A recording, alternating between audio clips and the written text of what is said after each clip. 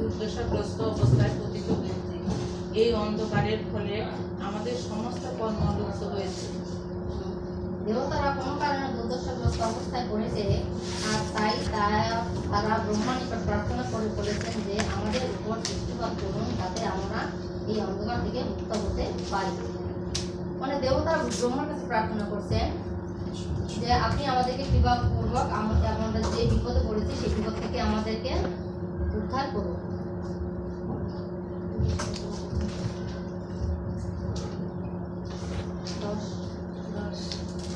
অতিমাত্রায় ইন্ধন প্রয়োগের ফলে আগুন জীবন আচ্ছাদিত হয়ে যায়, তেমনি বৃদ্ধির গর্ভে কশ্যপের বীর্য থেকে উৎপন্ন ধূম সমগ্র ব্রহ্মাণ্ড জুড়ে এই পরিপূর্ণ অন্ধকার সৃষ্টি করেছে।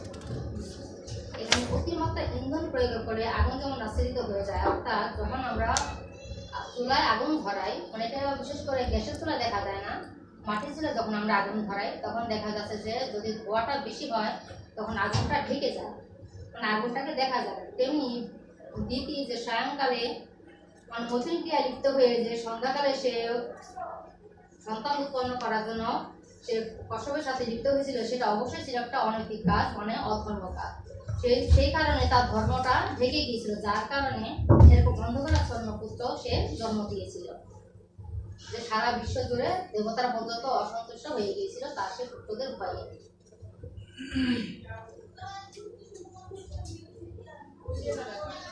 শ্লোক 11 মৈত্রবাচ। শ্রী মৈত্র বলেন, দিব্য শব্দ স্পন্দনের দ্বারা যাকে জানা যায় সেই বিধাতা ব্রহ্মা দেবতাদের প্রার্থনায় প্রসন্ন হয়ে তাদের সন্তুষ্টি বিধানের চেষ্টা করেছিলেন। এখানে ব্রহ্মা আদিতি দুষ্কর্ম দেখে মৃদু হেসেছিলেন। এইভাবে হেসেছিলেন যে তুমি যে কর্মটা করছো সেটা তো অন্যায় করছো, এই কারণে তোমার কোনো ভালো সন্তান, যে সন্তানের আশায় এই কাজটা করছো, এখানে তুমি ভালো সন্তান পাবে না, বরং আরো এখানে একটা দুষ্কর্ম হবে যে এই সন্তানের দ্বারা পৃথিবীর মানুষ নয় দেবতারা পর্যন্ত অসন্তুষ্ট হয়ে যাবে। দিদির অন্যায় করেছেন, যার ফলে সমস্ত দেবতারা ভয়ে ব্রহ্মার কাছে প্রার্থনা করতে লাগলেন। ব্রহ্মাও তখন খুশি হয়ে তাদেরকে রক্ষা করার চেষ্টা করেছিলেন। যখন দেবতারা ব্রহ্মার কাছে প্রার্থনা করলেন যে হে ব্রহ্মদেব, আপনি আমাদেরকে রক্ষা করুন, তখন ব্রহ্মা তাদেরকে রক্ষা করার জন্য চেষ্টা করেছিলেন।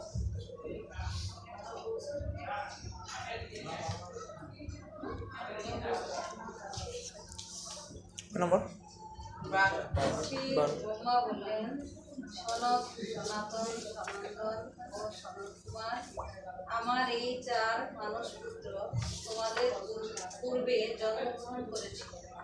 তারা কোনো নির্দিষ্ট বাসনা ছাড়াই কখনো কখনো জড় আকাশে এবং চিদাকাশে বিচরণ করে থাকেন।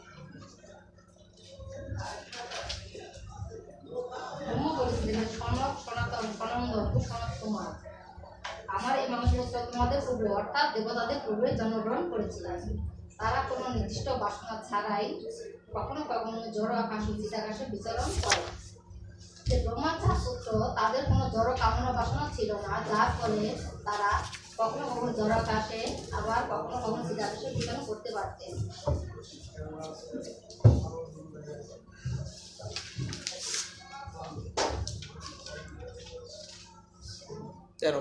হরে কৃষ্ণ। শ্লোক নাম্বার হচ্ছে 13। এইভাবে সমগ্র ব্রহ্মাণ্ডে ভ্রমণ করে তারা পরম ব্যামে প্রবেশ করেছিলেন, কেননা তারা সব রকম জড়কলুষ থেকে মুক্ত ছিলেন। চিদাকাশে পরমেশ্বর ভগবানের ও তার শুদ্ধ ভক্তদের নিবাস স্থান বৈকুণ্ঠ নামক চিন্ময় লোক রয়েছে। সেই স্থানে জড়জগতের সমস্ত লোকের অধিবাসীদের দ্বারা পূজিত। ব্রহ্মার 4 পুত্র ব্রহ্মাণ্ড ভ্রমণ করে অবশেষে তারা পরভূমি প্রবেশ করেছিলেন, কারণ তারা সমস্ত রকমের জড় কলুষ থেকে মুক্ত ছিলেন। চিদাকাশে ভগবানের শুদ্ধ ভক্তরা অবস্থান করেন, যেটি জড় জগতের সমস্ত ব্যক্তির দ্বারা পূজিত হয়।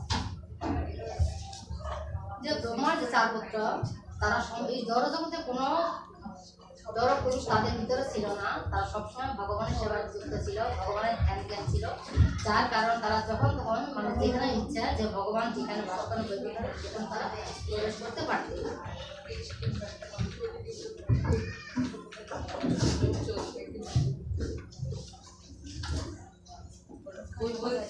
বৈকুণ্ঠ লোকের সমস্ত অধিবাসীরা পরমেশ্বর ভগবানের মতো রূপ সমন্বিত। তারা সকলেই ইন্দ্রিয় তৃপ্তির বাসনাশূন্য হয়ে পরমেশ্বর ভগবানের ভক্তিময়ী সেবায় যুক্ত। বৈকুণ্ঠে যারা আছেন তাদের দেখতে নারায়ণের মতো। তারা সকলে কামনা বাসনা শূন্য হয়ে নিরন্তর ভগবানের সেবায় যুক্ত। বৈকুণ্ঠে যারা থাকতেন, নারায়ণ তো ছিল সেখানে, আর যারা ছিল তাদেরকেও দেখতে ঠিক নারায়ণের মতোই ছিল। তারা সবাই ভগবানের সেবায় সর্বদা নিযুক্ত।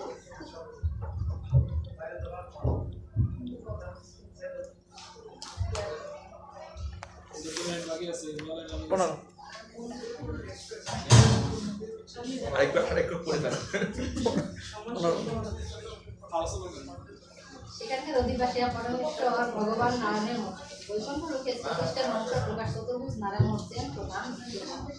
এবং বৈকুণ্ঠ লোকে সমস্ত অধিবাসীরা চতুর্ভুজ, মানে নারায়ণ তো চতুর্ভুজ আছে, আর যারা আছে এখানে তারাও দেখতে প্রায় নারায়ণের মধ্যে চতুর্ভুজ, যা এই জড়জগতের ধারণার অধীন, যেটা এই জড়জগতের ভাবাই যায় না।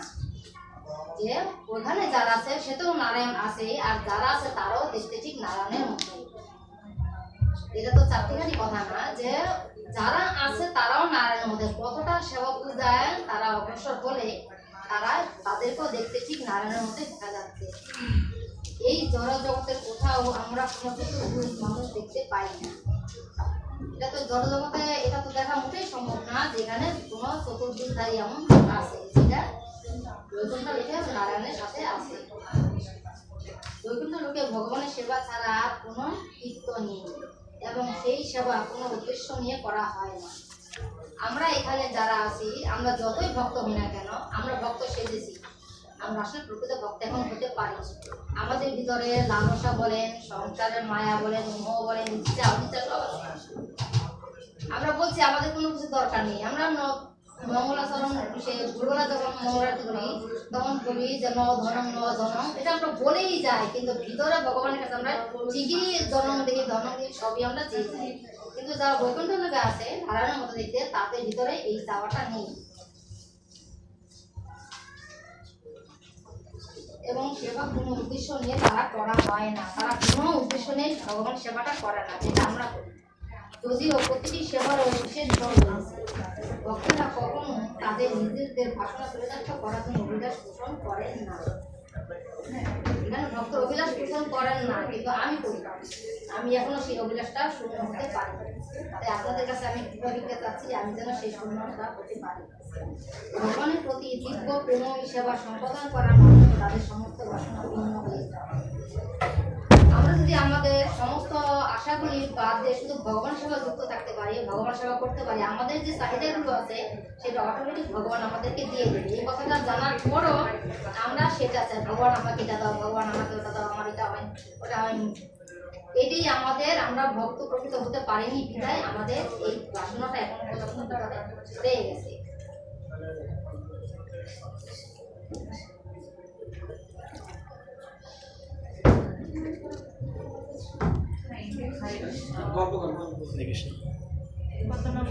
লীলা বলেন মাতাজি, লীলা বলেন,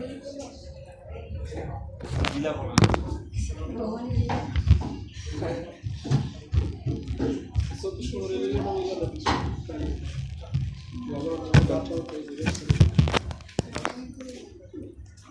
সুন্দর।